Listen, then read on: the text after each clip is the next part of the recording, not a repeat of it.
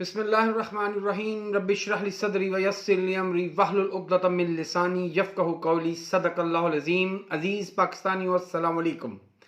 आज के व्लॉग में हम बात करेंगे काकड़ की बदहवासियाँ। सनम जावेद एक बार फिर गिरफ्तार। आखिर काजी साहब इमरान खान को इंसाफ कब देंगे? नैब की आले शरीफ पर मेहरबानियाँ। मगर सबसे पहले आज की अहम तरीन ब्रेकिंग न्यूज़, और वो खबर है सुप्रीम कोर्ट ऑफ पाकिस्तान और सुप्रीम जुडिशल काउंसिल से। जैसा कि नाज़रीन आप जानते हैं कि आले शरीफ की गंदगी को साफ करने वाले हर उस शख्स को गंदा करने में कोशा हैं जो हक और सच और इंसाफ की बात करता है। ऐसे में जस्टिस मज़ाहिर अली अकबर नकवी के खिलाफ एक नाम नेहाद रेफरेंस फाइल किया गया, जिस पर सुप्रीम जुडिशल काउंसिल के हेड काजी फायद ईसा ने उन्हें एक शोकाज नोटिस दिया, जिसका जवाब 10 नवंबर तक जमा कराना था। आज जस्टिस मज़ाहिर अली अकबर नकवी ने शोकाज नोटिस का जवाब जमा कराने की बजाय सुप्रीम जुडिशल काउंसिल की साख्त पर ही सवालिया निशान उठा दिए। जस्टिस मज़ाहिर अकबर नकवी ने दुनिया को यह वाज़े तौर पे बता दिया कि जस्टिस काजी फायद ईसा और जस्टिस सरदार तारक मसूद खान मज़ाहिर अली अकबर नकवी से ज़ाती बुग्ज़ और अनाद रखते हैं। इस बिना पर उनका सुप्रीम जुडिशल काउंसिल में होना इंसाफ के तकाज़ों के मुनाफी है। ऐसे में जस्टिस तारिक अफगानी जो एक और केस में मज़ाहिर अली अकबर साहब के खिलाफ तहकीकात कर रहे थे, उनको भी इस सुप्रीम जुडिशल काउंसिल का हिस्सा बनाना इंसाफ के मुनाफी है। जस्टिस मज़ाहिर अली अकबर ने आज कौम के सामने वो राज अफशा किए, वो सब कुछ खुलकर बयान कर दिया कि सुप्रीम कोर्ट के अंदर आखिर वो कौन सी खिचड़ी है जो काफी अरसे से पकाई जा रही है। उम्मीद की जाती है कि जस्टिस मज़ाहिर के इस तहलका खेज खत के बाद सुप्रीम जुडिशल काउंसिल आइंदा की कार्रवाई पर अपना लाहे अमल तब्दील करेगी। हम उम्मीद करते हैं कि जस्टिस कायदी फायद ईसा, जो इससे पहले मुख्तलिफ बेंचों से अलग होते रहे हैं, वो और सरदार तारिक मसूद खुद को सुप्रीम जुडिशल काउंसिल से निकाल कर उसके बाद जो अगले 2 सीनियर जजेस हैं उनको नॉमिनेट करेंगे कि वो सुप्रीम जुडिशल काउंसिल का हिस्सा बने। सबसे अहम चीज ये है कि पिछले दिनों एक मीडिया रिपोर्ट के मुताबिक जस्टिस तारिक मसूद ने सोशल मीडिया वर्कर्स से गुफ्तगू करते हुए उन्हें इस बात पर उकसाया कि वो जस्टिस मज़ाहिर के खिलाफ अपने ट्वीट्स और व्लॉग्स में बात करें। इन तमाम चीज़ों ने इस सुप्रीम कोर्ट में एक तूफान बर्पा कर दिया है। काजी फायद ईसा साहब शायद तवक्को नहीं कर रहे थे कि उन्हें इस किस्म का सेटबैक मिलेगा।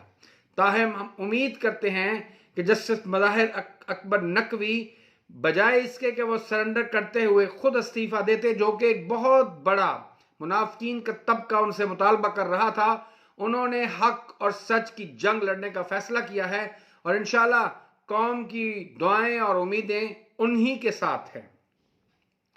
काजी फायद ईसा साहब ने 4 साल पुराना केस यानी कि जनरल मुशर्रफ की सजा के खिलाफ अपील का केस समाअत के लिए मुकर्रर कर दिया है और उसमें अपनी सरबराही में एक 4 रुकनी बेंच भी तश्कील दिया है, जिसमें जस्टिस मंसूर अली शाह, अतर मिनल्ला और जस्टिस मोहम्मद अमीन खान शामिल हैं।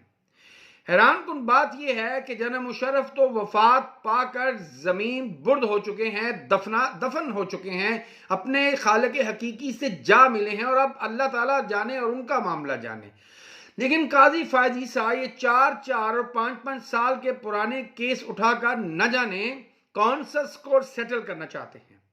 लेकिन उसके बरक्स इमरान खान, जो पिछले 3 माह से जायद अरसे से बिला कसूर, बगैर किसी जुर्म के, बगैर किसी सजा के जेल की काली कोठरी में बंद हैं, उनकी जमानत का केस अब तक सुप्रीम कोर्ट में समाअत के लिए मुकर्रर नहीं किया जा सकता।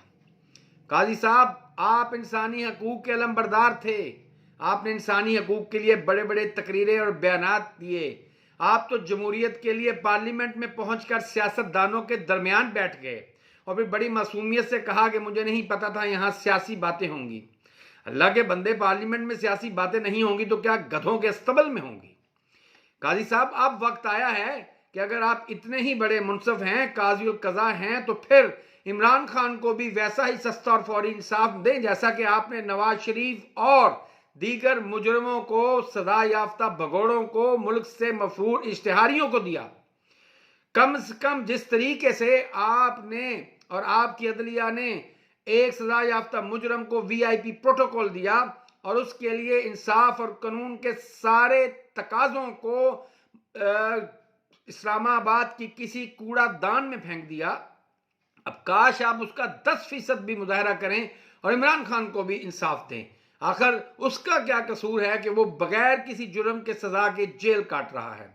बहरहाल, मुझे तो काजी साहब से इंसाफ की उम्मीद नहीं लगती, ताहम देखते हैं कि क्या काजी साहब अपने इक्तदार के बकिया 11 महीने में कुछ ऐसा कर पाते हैं कि लोग उनके बारे में अच्छी यादें लेकर उनको रुखसत करें।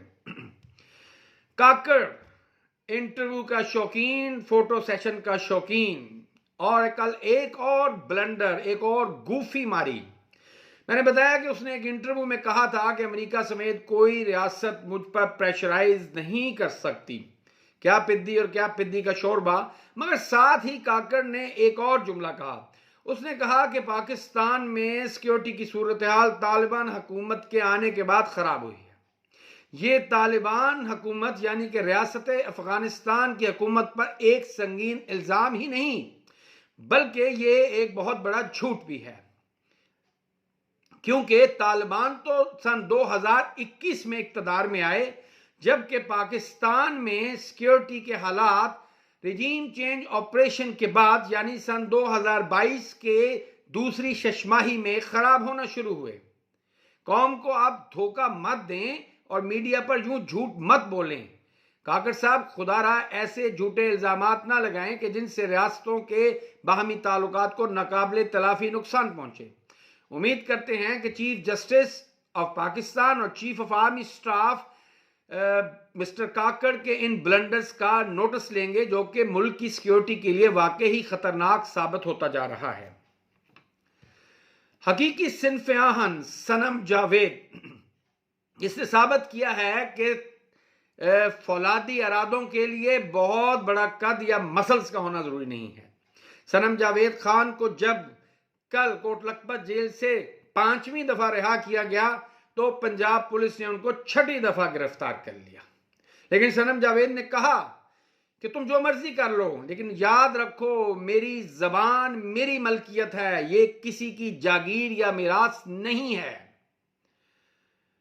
हम क्यों भूल जाते हैं कि जिन लोगों ने हजरत जैनब को शाम के दरबार में घसीट कर लेके गए, तारीख में उनके लिए कोई अच्छा लफ्ज इस्तेमाल नहीं किया गया, वो तारीख के कूड़ादान का हिस्सा बन गए। तारीख में उनके लिए महज लानत और मलामत बची है।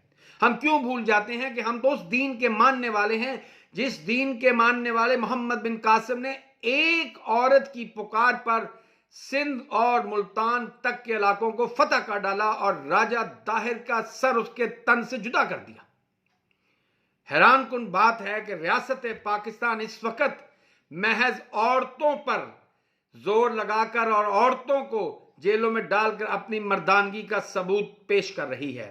हालांकि होना तो ये चाहिए था कि अब तक आईजी पुलिस, सीटीडी पंजाब का इंचार्ज और स्पेशल ब्रांच पंजाब पुलिस के इंचार्ज को मुअत्तल कर देना चाहिए था कि आखिर 9 या 10 दहशतगर्द क्यों कर मियांवाली तक पहुंचे और कैसे उन्होंने किला नमा दीवारों में को फलांग कर मियांवाली एयरबेस में घुसे और कौमी असासों को नुकसान पहुंचाया।